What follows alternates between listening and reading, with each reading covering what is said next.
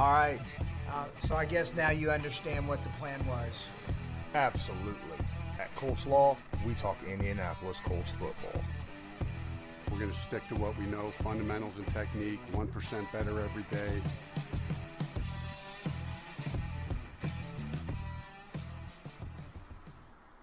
What's going on, Colts Nation and NFL fans in general? I'm Lawrence Owen. This is Colts Law, but we're going to do something a little bit different today. We're going to have a little game. Now, I'm joined, as you can see, by a few of my close brethren here, content creators throughout YouTube. Obviously, I have my co-host, Loyalist, here with me.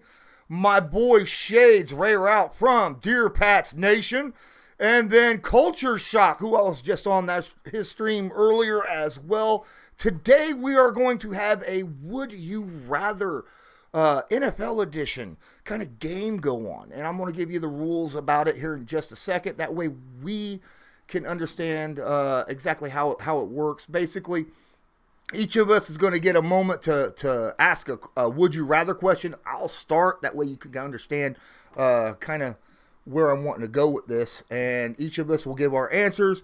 We'll kind of look at the live chat, see what their answers are, and then after everyone gets theirs done at the end, we will take what I believe is the best Would You Rather question from the live chat and bring it up and ask. So, since we're going to get this started, I'm supposed to have Mason here. I don't know if he's showing up or not. He's supposed to. We'll see. But if he does, I will bring him in immediately. My first question. Oh, by the way, before I get started, please smash that like button, hit subscribe if you're not subscribed, tag that notification bell so you're notified next time I go live. Don't forget to check out the description of this video. Don't also forget to go check out Culture Shock on YouTube. Don't forget to check out Dear Pats Nation on YouTube as well. He's got multiple places you can find him. Newsbreak, the Newsbreak app, his Patreon, all sorts of stuff, man. Go check him out. He's awesome. He's got great content out there, and so does Culture Shock. All right, so question 1. Would you rather have, as you could tell from, I don't know if you saw my thumbnail, have a top 3 running back to base your offense on, or a top 3 wide receiver to base your offense on? And I am going to go to Loyalist first. Size point down there. Me personally, I love our running game.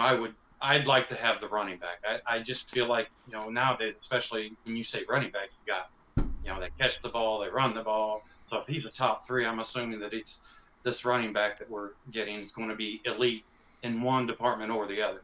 That, do well enough. And so I would go for the running back myself. Ray. I'll tell you this. If you would have asked me this question before last Sunday, I would have told you top 3 running back. But I was reading an article in The Athletic last Saturday about the top NFL handicapper in the world. This guy has made millions of dollars betting on football, and he didn't start rich. He got rich betting on football.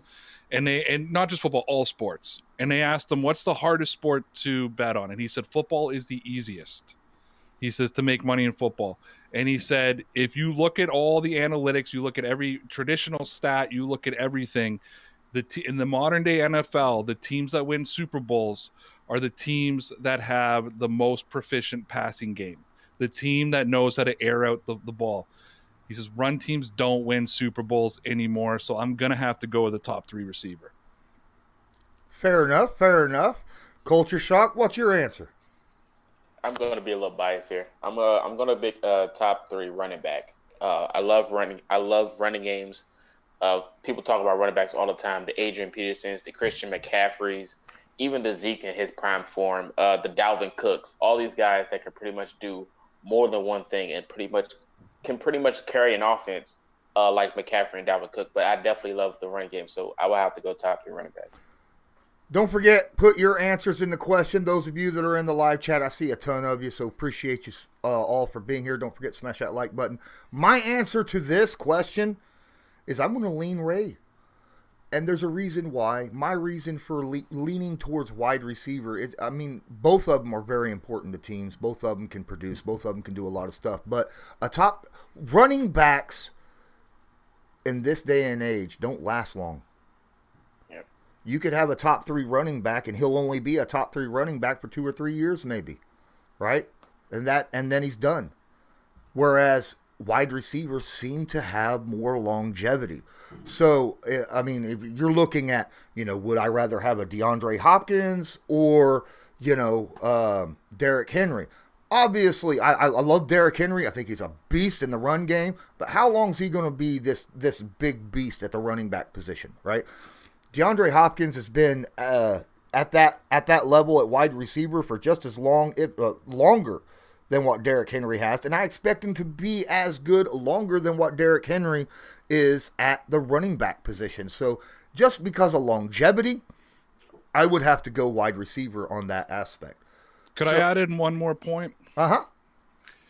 So obviously Derrick Henry was probably the MVP of the league last year in everybody's minds, right? And he got a PFF grade of 91.8. I don't think anybody would disagree with that. Do you know who the second-ranked running back in the NFL was, though, last season, guys? Damien Harris was ranked at 90.3. The kid was a beast. That Patriots run game was borderline unstoppable. They went 7-9 because they couldn't air out the football. At some point, you have to be able to throw the football. Some of that was the quarterback, but there was no weapons to catch the ball either. Yeah, fair enough, man. Since we only have you for a limited time, and I don't see too many answers in the chat right now for my question, so we'll just move on. Ray, you could pose the next question, my guy. I'm going to stick with the running back theme if I could. Mm-hmm. Would you rather,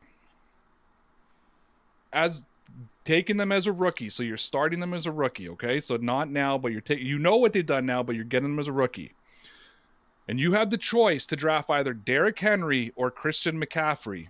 Who are you taking with your pick? Ooh, I am going to be the third one to answer that question. We're going to go counterclockwise on this one because I loved Culture Shock's expression. Culture Shock, give us your answer. Give me C-Mac. I used to call him White Jesus when he was healthy because this dude was pretty much unstoppable. Give me C-Mac. I love it. All right. Loyalist. I would totally agree with that. I mean, because you just sit there and talk about how important the passing game is and stuff. Derrick Henry doesn't really offer you a whole lot in that dimension. Mm-hmm. Now, granted, what he offers you in the running is amazing. But, Christian McCaffrey's not too bad of a running back either. So I am much more into the diversify and making it tougher to understand what your offense is going to do from play to play. I'm going to go CMC as well. However, one of the reasons, I think they're both incredibly talented. Oh, yeah. Incredibly talented. But there is a minus to going to a CMC over a Derrick Henry, and that is he's going to get more touches than what Derrick Henry's going to get, which is more chances to get hurt, right? That is a problem that you have to look into because, obviously, CMC got hurt last year. Wasn't on the field because of that, Henry carries it a lot. He's going to get a lot of downhill bruising. Your legs can only take you so far. When you got guys that can catch the football and make plays out of the backfield, that's going to extend your career, I think, long term, because it gives you more things that you can do. Plus, I think it raises the danger of that when it comes to opposing defenses. They can't just stack the box on the running back. They have to be prepared for him to fake that handoff and then cover him in the field as well. Time for your answer, Ray. Where are you standing at?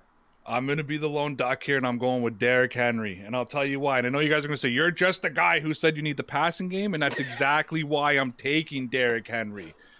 Guys like Christian McCaffrey, guys like Saquon Barkley, they become the focal point of your offense. If you look at Tennessee, yes, of course, Derrick Henry was the focal point of their offense, but look at what their receivers and tight ends did. I look at this Patriots team this year. That's why I'm going this way. And Damien Harris had a sort of Derrick Henry-like breakout season last year. And if he can improve, I'm not saying he's going to be as good as him, but he could be close.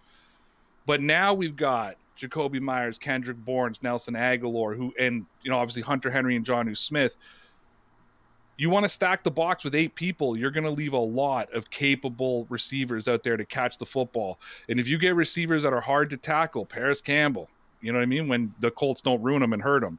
I'm an Ohio State fan, so it hurts me. But Paris Campbell, that kind of guy, they're going to eat yards. Their yak yards are going to be unbelievable because you're going to have so many guys in trying to stop the run. And when you got a guy like Derrick Henry, you have no choice but to put the big boys on the field. With Christian McCaffrey, you can go a little lighter. But with Derrick Henry, you got to put the big boys. You get some speed receivers, they're going to run all over you. I want to see a linebacker take on a slot. Yeah, that's interesting. Definitely. Hey, before I go any further, I want to shout out Brian Walton, as you can see over there beside Culture Shock in my lists. Brian Walton donated $5 to the call, or $10 to the cause, and he wasn't even in a live chat. He just donated it yesterday. I didn't even do a stream, didn't upload nothing. He just donated it. Thank you so much. I appreciate you. And then, of course, Ross was on last time we was live. He's awesome. You could help with the cause as well with a link right at the top of the description of this video. It's very simple. It's just like using a super chat for YouTube. It's exactly like using a super chat. Plus, don't forget, I have my merch shop and my Patreon. Culture Shock, your turn for your question. Would you rather have a top 3 corner or a top 3 safety? Ooh. I'll take, well, no, it's Loyalist because we're going the whole counterclockwise thing. So go ahead, Loyalist. Where are you? Yeah, make the rules after I get double dipped. All right. I'm going to say I would rather the top 3 wide receiver. You said safety or corner, didn't you? Safety or cornerback. That's right. Yeah. I'm sorry. I'm thinking about mine. Never mind. I'm going to say a top 3 corner because I think whenever you can sit there and you have a top 3 corner who can totally shut down an individual off the field, take their top receiver out of their game plan, even if in the last example where you have Derrick Henry running the ball, and if you've got that wide receiver on lockdown, that means you got 10 more guys to sit there and try to game plan towards instead of having to worry about I like the cornerback myself. Okay. Martin Hazel says both. But there's no option of both. It's would you rather A or B. And I'm going to go safety. And the reason I'm going to go safety is the fact that, yes, you can have a corner that can lock down somebody. But the safety's covering not just one guy, but he's making sure no one's going deep, right? He's making sure that even the best corners in the league are going to get burnt from time to time. You need somebody back there that's going to prevent those big plays. And not just that. These are guys that can run up into the box as well. Remember, these are guys that can step up and help in the run game as well. So, certain safeties, guys like Troy Polamalu and guys like that, man, they are very, very rare. And when you got somebody, you could look and name off top 5 cornerbacks and go, one year this guy might be the best, another year this guy might be the best. But when you're talking about safeties, they are generally year in and year out at that level, right? And that's why I'm going to go safety, because I think a safety who helps stop big plays, limits those situations, and be able to help in the short yardage, that's a thing that any team in the NFL could desperately use. Ray? This is a tough one for me because we've had underratedly one of the best safeties in the league in Devin McCourty for the last 12 years. We've also, he's probably the most underrated player, one of the best strong safeties in Patrick Chung and his versatility and the Swiss Army knife he was. We also had the Defensive Player of the Year 2 years ago and the best cornerback in the league. And for all you people who are ready for the Patriots to fall, I just want to mention that Jalen Mills was the number 2 safety in the NFL last year, and Gilmore will be coming back this year. So we could have the number 1 and number 2. But I have to go with corner just because, and I, again, asked me this question 2 years ago. I'm saying safety all day. I'm a Patriot fan. Safeties are normally versatile players, and that's, what's built our team. I watched Stephon Gilmore go up against the heavyweights of the league. DeAndre Hopkins, Toomer, not Toomer, the guy for Dallas. What the hell's his name? Cooper. Cooper. I don't know why Toomer came into my head. Cooper. I watched Giants him. Flashback.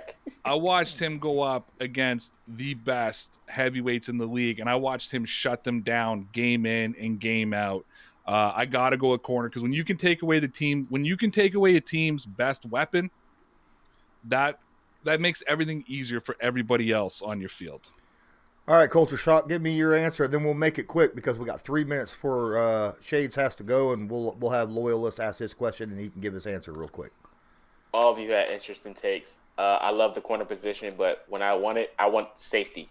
You got safeties that can play corner. You got safeties that can go downhill. The Harrison Smiths of the world, the Minka Fitzpatricks, the Air Reeds. All of these guys can pretty much play corner as well, but the safeties pretty much cover a lot of field, and they do it really good. And if you ask them for a top 3 safety, you can rely on him a lot. So I'm going to go top 3 safety. I feel like I'm being ganged up here.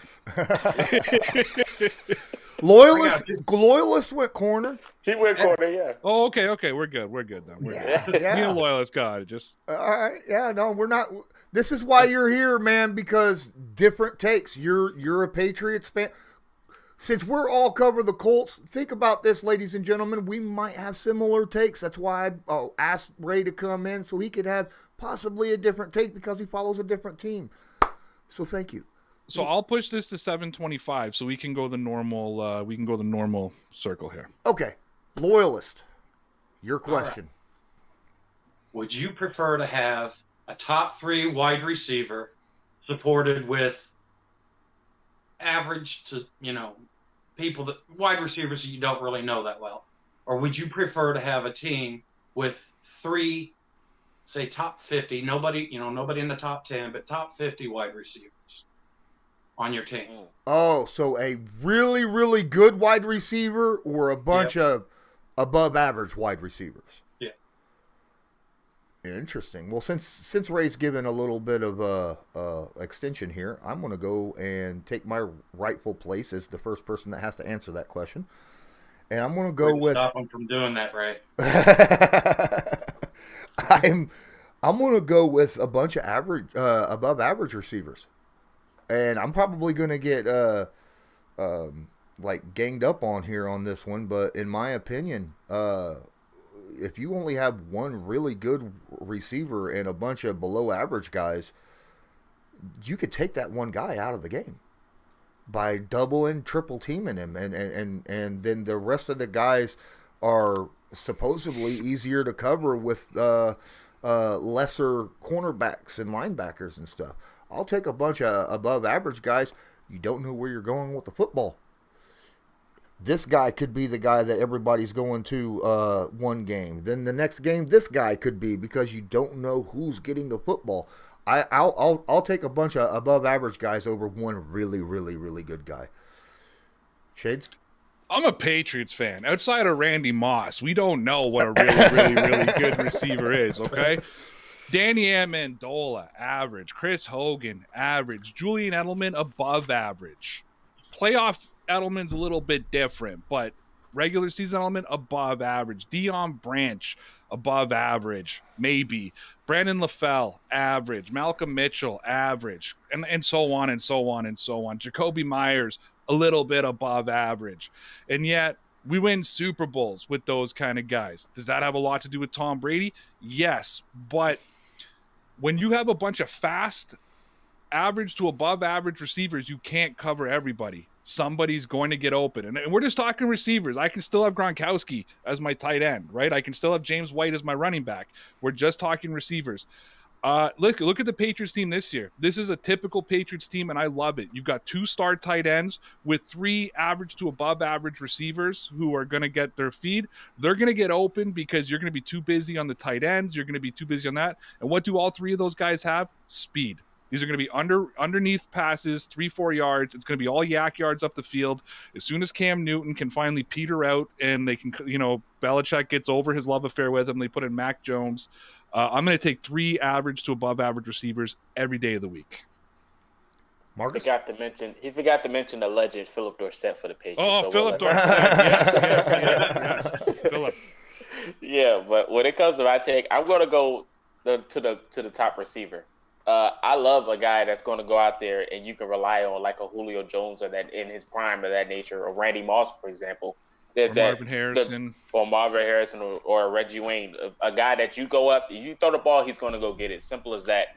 And then it brings the competition out of the guys that's behind him. It's like, you know what? I want to be better than that. So you got a guy that's the top guy that's going to mentor these receivers that's behind them to get them better and, well them up going into the further season. So I love the top wide receiver, but this is no knock on the Colts conversation right now that we have with the receivers because I love our receivers. But if I had the choice, I would go top receiver because I love that guy, and he's definitely opening the field up for other receivers as well still. Loyalist? All right. Marcus, watch other films. I'm not ganging up on you. This has always been my stance. But I am also on board with having multiple receivers because, first off, you sit there and you have one receiver. If he has a hamstring or if he has something that takes him out for 3 or 4 to 5 weeks, now all of a sudden your offense is just – it's half of what it ever used to be. You sit there and you talk about competition. Okay, you have this one elite receiver that's not – he's trying to build them up and prop them up. But if you've got 3 guys and they're all battling trying to be that alpha, that's going to generate more competition. That's going to get everybody to elevate their game, I think, in a much faster, more productive pace than having just the one guy trying to go, be like me. All right, since Ray's got to go, I'm going to give him a moment. McChicken wants to know who the chump in the left corner is, so I want to give Ray. That's my intern, guys. Just so you know, that's my intern. So. Yeah, I know. My unpaid intern. I need to make that clear. My unpaid intern. Best horse in the business. Take a moment before you got to go, Shades, and let everybody know a little bit about you and where they can find you, man. Forget about me. Let me tell you all something. All day today I was wearing, and I didn't even know I was coming on. This was a last minute thing. Mm-hmm. All day today I was wearing my white Cold Slaw hoodie. Just so everybody knows, it's the best hoodie in the world. My dog, it's raining. It's been raining here for 5 days. My dog came running inside, jumped on me and got mud all over it. Otherwise I would have been repping the Cold Slaw gear tonight. Buy the Cold Slaw gear. Go to Lawrence's store. I'm telling you, I have a merch store. My hoodie's on the ground. I have a merch store. Quality of Cold Slaw 10 times better than ours. That's why we're actually gonna be making the switch over to his supplier because it's so much better. Hit the like button, subscribe. You can find me. It's called Dear Pats Nation. We're around, but show some love to my boy, by Lawrence, and drop some donations, help the cause, do all that kind of stuff. Colts loyalists, Colts shock. To be honest, I have no idea who you guys are, so I'll be checking you out tonight, and I hope you guys will check me out. And I love this. I want to do this again. So if you ever do this again, please invite me. Give me more than an hour's notice. I'm sorry about that. And I'll make sure that I schedule myself so I can be here. All right. Well, I appreciate you being here, and I'll be on your Patreon tonight, right? 8:30 live. 8:30. But you got to be a Patreon member. Otherwise, you ain't coming on, people. Patreon.com/DPN Sports. I'll pitch that. How about that? All right. I got to go. Later, man. See ya. All right, that's always fun, man. I always like talking with Ray because it's nice to have an outsider's opinion, and he's going to tell you exactly how he feels, but he's not going to tell you trolling wise. It's his honest opinion, which is really cool. Like he said, he's got a lot of different. We haven't had the elite secondary that he's been playing. You know what I mean? So just his experiences and stuff, I like that. All right, so we all got to ask a question. Now I'm going to go to the live chat, and there are questions in there. Feel free, if you have a question, drop it in there. I do want to shout out a few people, like Culture Shock, who happens to be in there. What? Ant Rogers, Nano505, Joseph Schmidt, thank you. Hanif 7G, who is a Patriot fan and a Colt, all up on that. Martin Hazel I already spoke about earlier. McChicken, love having you on here as normal. Ant Rogers asked the question I'm going to grab. He is my boy, my original Patreon supporter, and he wants to know, as soon as I look, oh, here it is. Would you rather have a top 3 pass rush or a top 3 secondary? That's an interesting question because that is something that has been asked by Colts fans for the last couple years, right? It is a fact. And I am going to be the first to answer this, and I'm going to say I'd rather have a top 3 pass rush. And the reason for that is the pass rush would help out the secondary. You could have an average secondary, but if you have a top 3 pass rush, that secondary is going to look so much better because they're not going to have to cover the guys for very long, right? I mean, pass rush gets home, guy throws, the quarterback has to get rid of the football. If the pass rush ain't good and you have a great secondary, well, how long is that great secondary going to be covering people? 5, 6 seconds? I mean, is the quarterback that they're defending against going to be running around for 10, 15? You can't cover a guy forever, no matter how good you are. So I would rather have the pass rush. Culture shock? I want to go secondary, but to be honest, after watching the Colts, you got to have a pass rush. No matter if it's a zone scheme or man coverage, you got to get the ball out of the quarterback hands. You look at, back in the day when we drafted Robert Mathis and Dwight Freeney. Why? Because some guy in Tennessee was destroying us and we didn't have nobody to go get him. So we went to go draft some pass rush, and it became probably one of the best duos in NFL history. So, having pass rush is everything.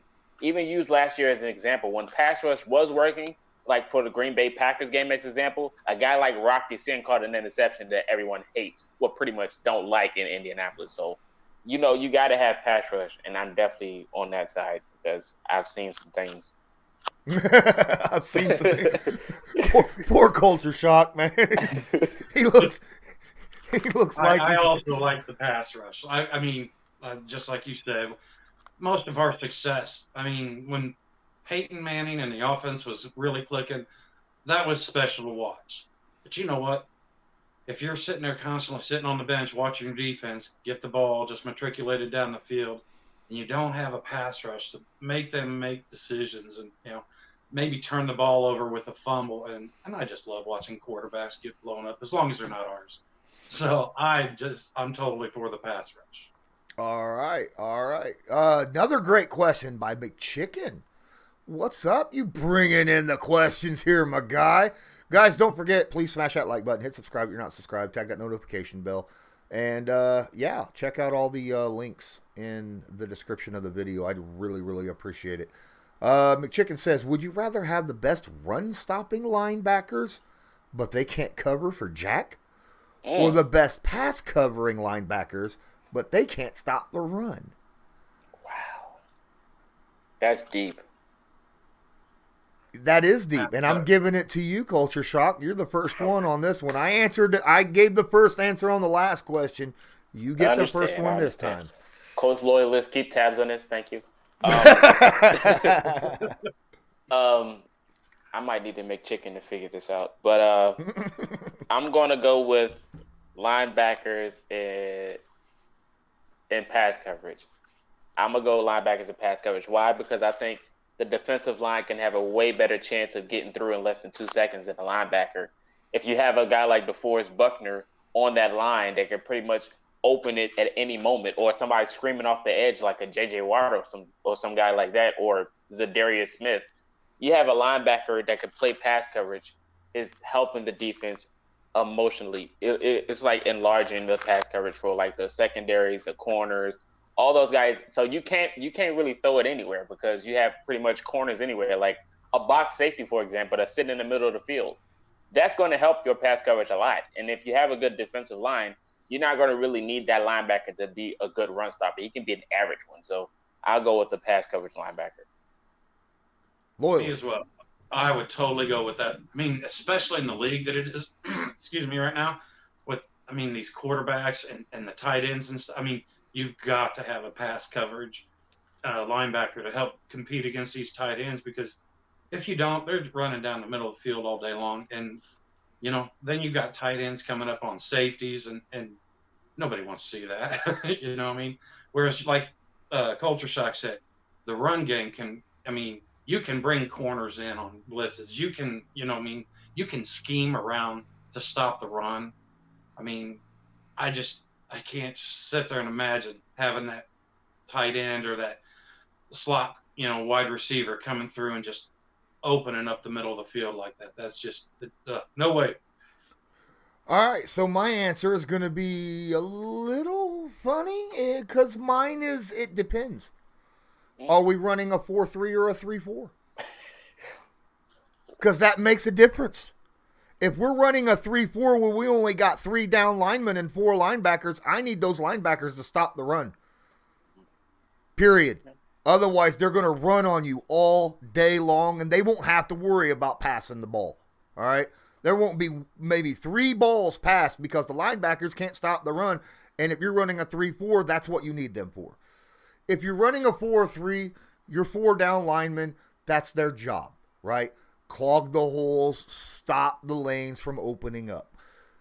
You need those linebackers to help cover in the pass department. So it just depends, all right, on what you're running. If you're running a 3-4 defense, I need them guys to stop the run.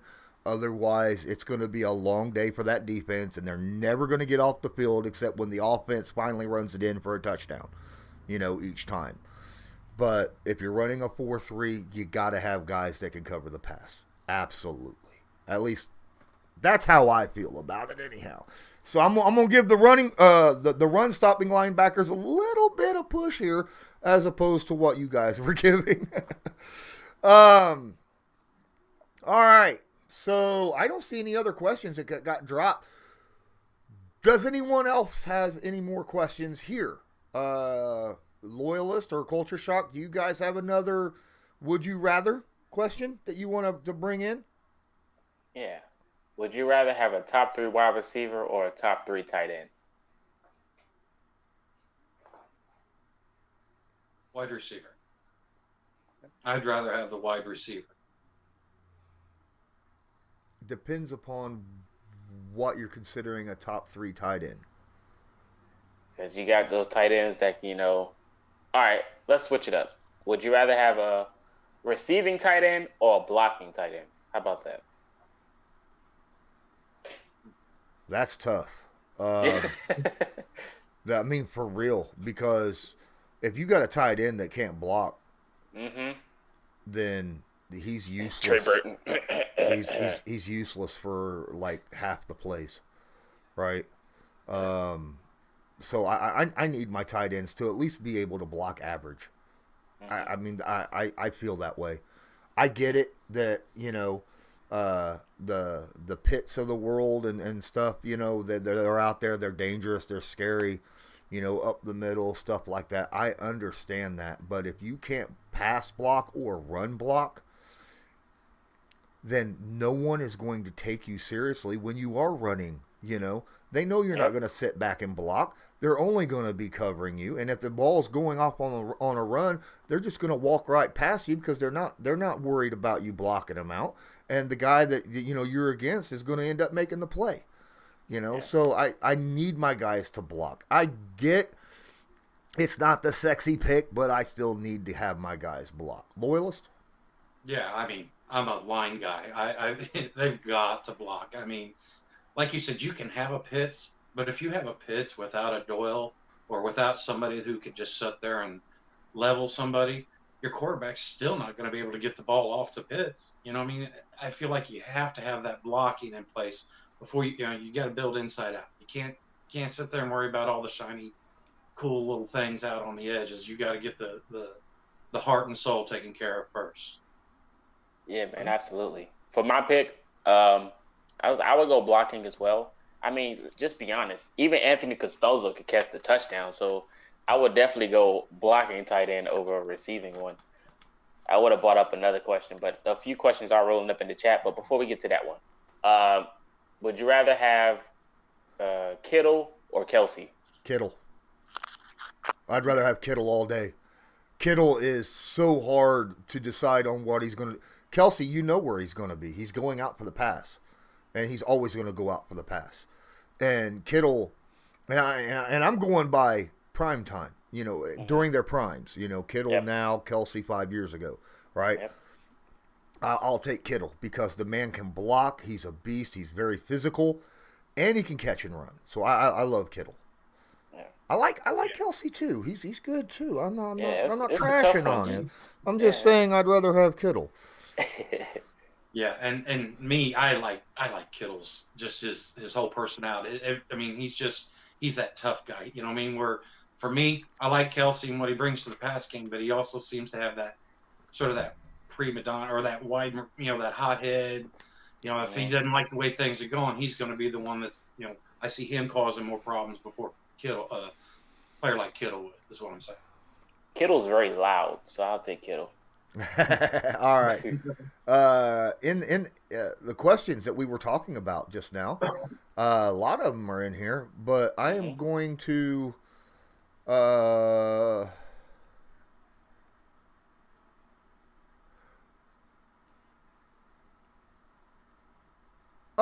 Since nickel is played most often, Martin Hazel says, when you use your third defensive back, would you rather him be more like a defensive back or more like a linebacker? I would say defensive back. You look at, that third corner can pretty much do anything. He can free roam, he plays the flats. So I would need him more of, especially on short passes, short attempts, like third and shorts and everything. I need him to be more of a DB than a linebacker. So I would go DB. Loyalist? You didn't talk long enough. Man.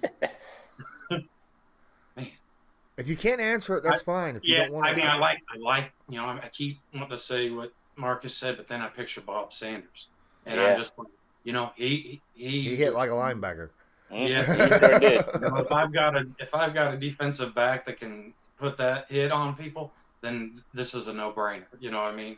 But if you're sitting there talking about more of the, let me cover in space, but not be able to be worth a lick in the run game, then that's where I'm more. I don't know.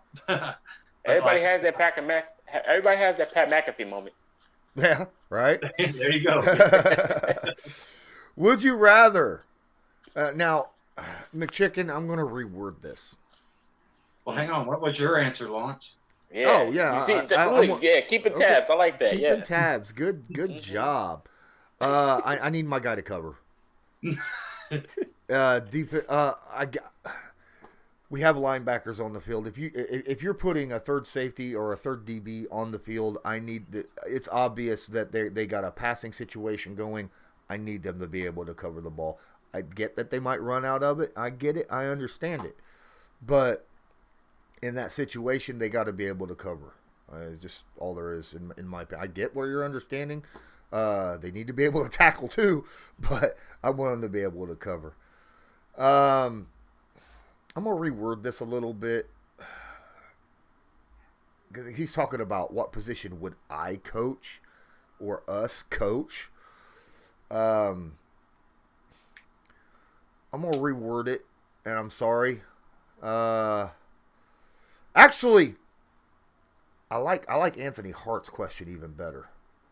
And I'm going to go to it because it's more asking, McChicken's more asking about whether or not you're an offensive or a defensive lover, and that's all there is to it. Anthony Hurt says, would you rather have a great D-line or a great O-line?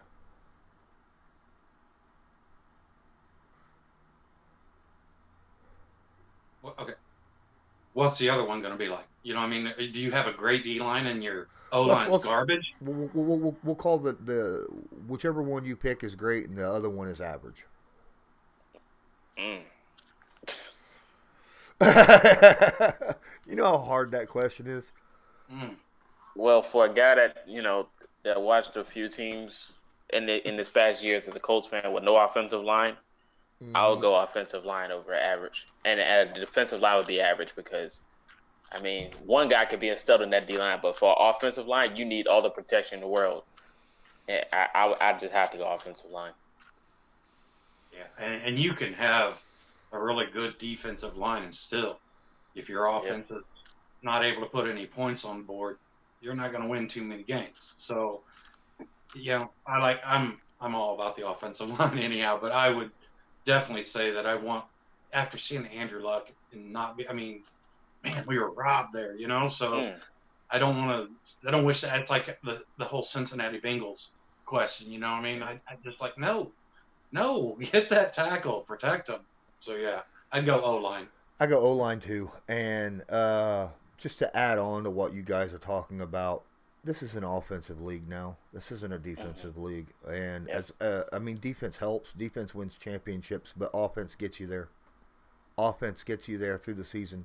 And if you can protect your quarterback and run the football, you got a great offensive line can make an average quarterback look good, and an average running backs look good. So, an offensive line does so much more for the offense than just, what you assume that they generally do. So I'm going to go offensive line. Not knocking defensive line, that's important too. That's very, very important. Would you rather have a 100% healthy, and this is Mark Patton asking, a 100% healthy Marlon Mack or a 100% Jonathan Taylor? This one's easy for me. I want JT. JT's younger. JT is, I just want him to be healthier. I mean, don't get me wrong, I want Marlon Mack to be healthy, but if I had to choose, I'm going to pick JT all day just for the fact of his contract situation. We've got him locked up for a couple more years. You know what I mean?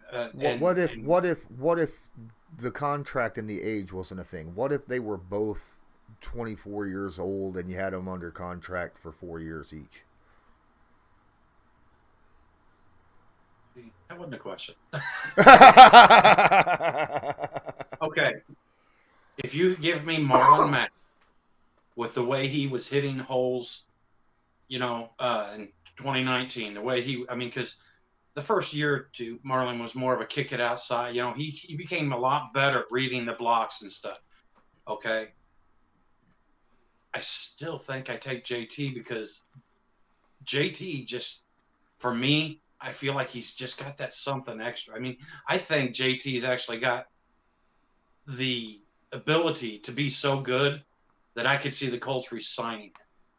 Now, I know it's okay, but if you look at where he went from week 1 to where he ended up on week 16, it didn't even look like the same running back, okay? And this may be just recency bias because, I've been watching them all last year, but Marlon Mack was special. But, man, JT just seems to have that it factor that might make him be one of the elite running backs. Shout out to my wife sitting in here in the chat. Avalon 2, what are you doing? All right. I'm going to give my answer, and I love Marlon Mack. Love Marlon Mack. I think he's great at everything. He's one of those rare running backs that can do just about anything you need him to do. But Jonathan Taylor has the home run ability. Every time he touches the ball, he could take it 75, 80 yards. And that in and of itself, because his ability to break tackles and go the distance, is something that scare right there forces teams to be a run-first defense against Jonathan Taylor. Marlon Mack does not force you to be a run-first defense. And that means they can sit back and watch out for that pass, whereas the play action doesn't make those safeties and those linebackers bite near as hard, I don't think, as having a home run guy like Jonathan Taylor rather than Marlon Mack. in that situation. So that's my thought process. If I can real quick, Marcus, so you say, okay, what about, you say that it doesn't make them a run stop first defense, but now that means Marlon Mack's got lighter in the box, right? Mm-hmm. So that opens it up. And I mean, I know what you're saying, but I guess, yeah, you know what I mean? It's like, now does that make it better for Marlon Mack for the style of running back that he is? And that's exactly what I was going to go with it. I was going to choose Marlon Mack. I love Jonathan Taylor. Home run guy, explosive, everything. But Marlon Mack, when he was healthy, him finding them holes, hitting that second stride, it was nobody really like that in the league when he was healthy. I thought he was one of the best out there to do it. When we drafted John Taylor, I was like, oh, this is a good backup. I thought of him as a backup. Now, of course, we wouldn't have known how good he would have been if he was starting, and we've seen how good he would have been. But if Marlon Mack would have never got injured, this wouldn't even be in a conversation. So, I mean, I love Marlon Mack. Man, his moves and everything, it was just almost effortless. But like I said, I love Jonathan Taylor. He's quicker, home run guy, all that. But when it comes to, the passing game and everything and how it opens up for Marlon Mack, that's when he needs to come in. So I definitely would take Marlon Mack for sure. I like both running backs. Don't have to worry about it. Oh yeah. I definitely love both too, Lawrence. No question. Yeah. All right. So we've been sitting here for 46 minutes. We're going to get close to ending this here pretty soon, ladies and gentlemen. I appreciate everyone that's been here. Please don't forget to hit the like, subscribe, tag notification, all that neat stuff. We're going to do one more question, and we have a few in here. I have one as well. You have a question? We'll get to yours first then. Oh, okay. In their prime, in today's NFL. Okay, now this is no injuries, no shoulder, no neck, no nothing. Which quarterback would you prefer to have?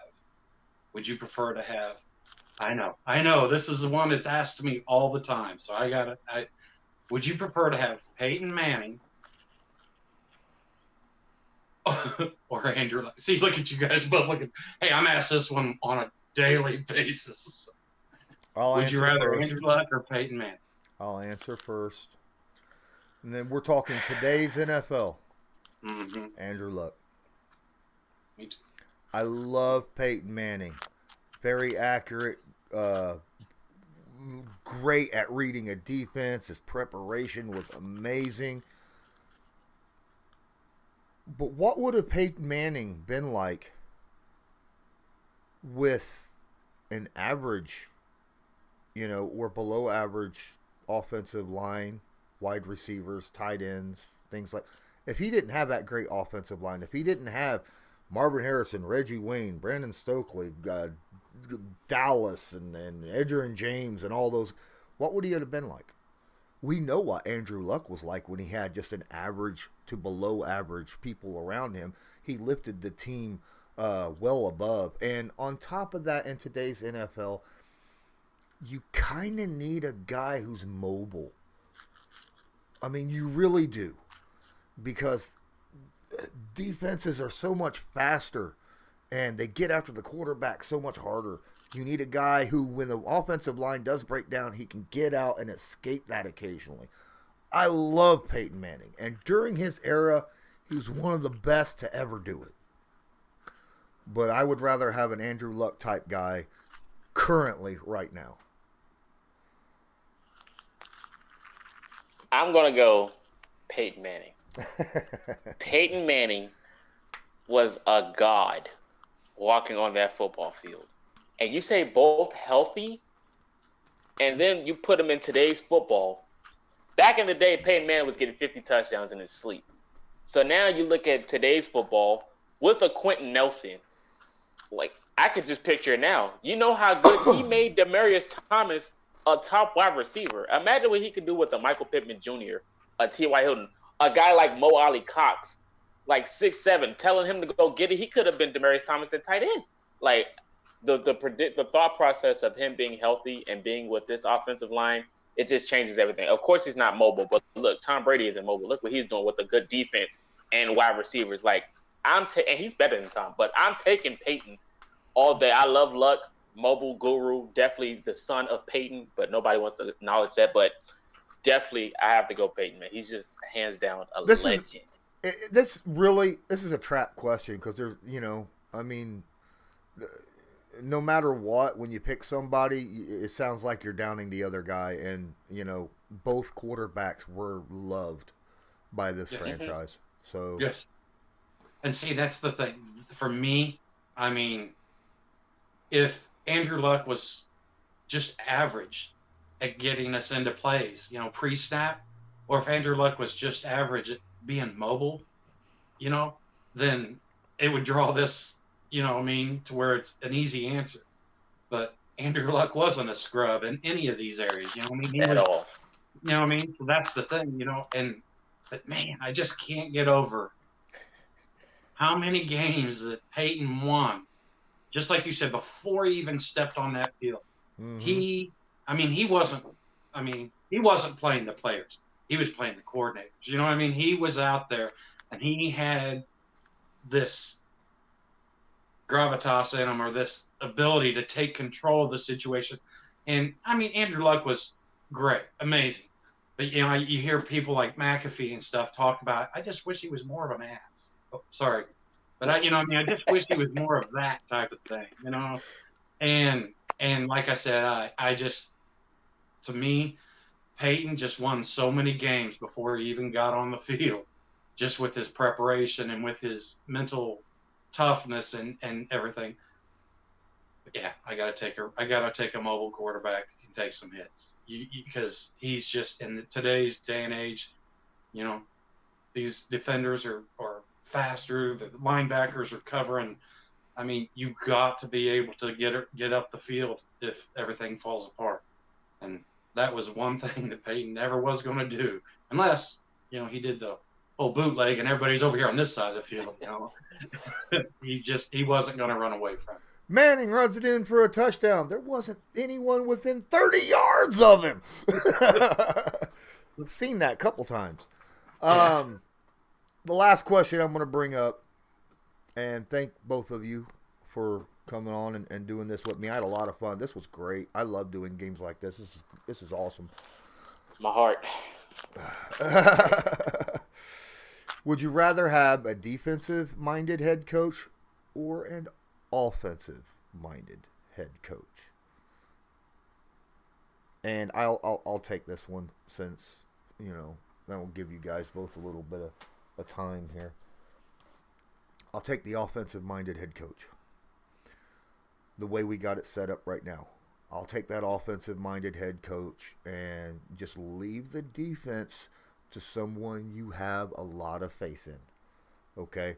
Someone that because there's a lot of really good defensive coordinators, and they become head coaches and they just crap the bed. But, same way with the other way around too, though. But an offensive-minded head coach, I think, like I said, it's an offense-driven league now as well. So you need someone who can understand how to adjust as time adjusts to their offense, build their offense around the talent they have, put new wrinkles in. If you have just a defensive-minded head coach, he may not, as a head coach, be as much into trying to add those new defensive and be ahead of the scheme rather than being a follower. If you're ahead of the scheme with the rest of the NFL, and you're showing new stuff that other teams haven't seen and being innovative, then that's going to help your team out big time. You want to stay above the curve, not below it offensively. Whereas defensively, in general speaking, you're still running defensive schemes that have been out there for 30 years. The cover 2, Dungy ran it, and that's what the Colts basically are running right now. They did a little more cover 3 last year than what they were in years past. The Colts did. But in general, a lot of your offensive stuff needs to be modernized, and your head coach needs to be part of that. I'm gonna go defensive. I love defensive coaches.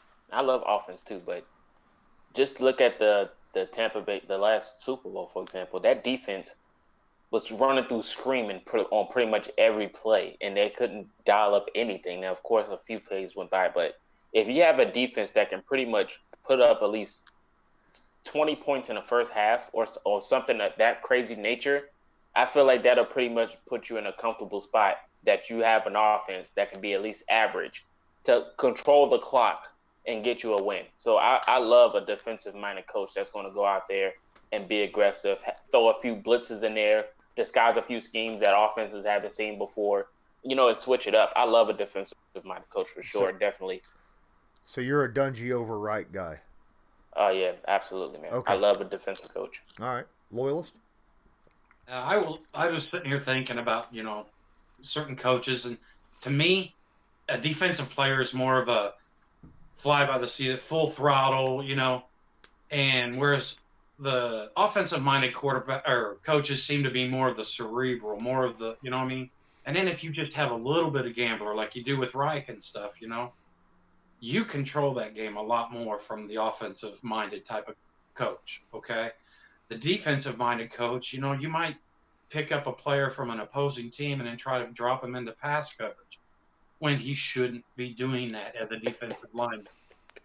He should not be doing that.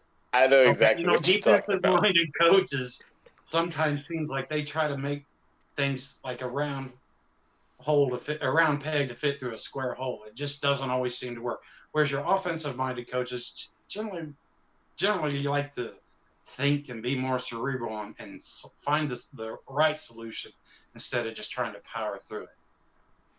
All right.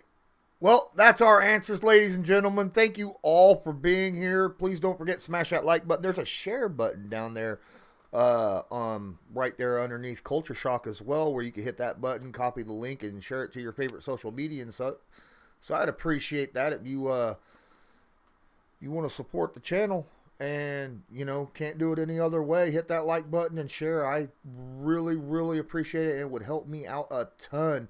I'm going to be dropping uploading some videos over the weekend as well. Myself and Loyalist, we're going to have some topics we're going to be discussing a lot about.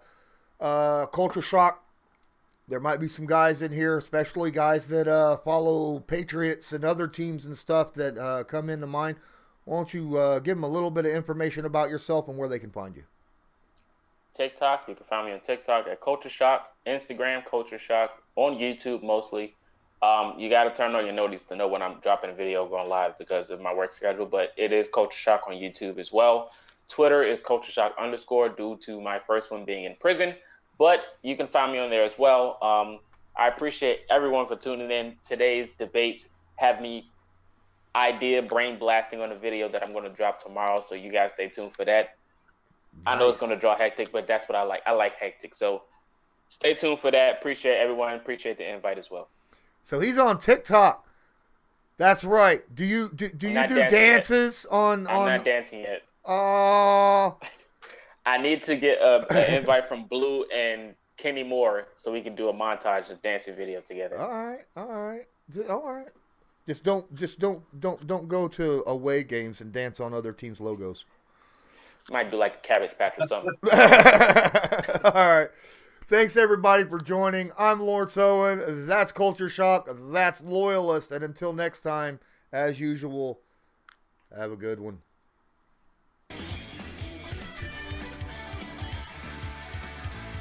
Just because a player's not a household name doesn't mean we can't make him a household name.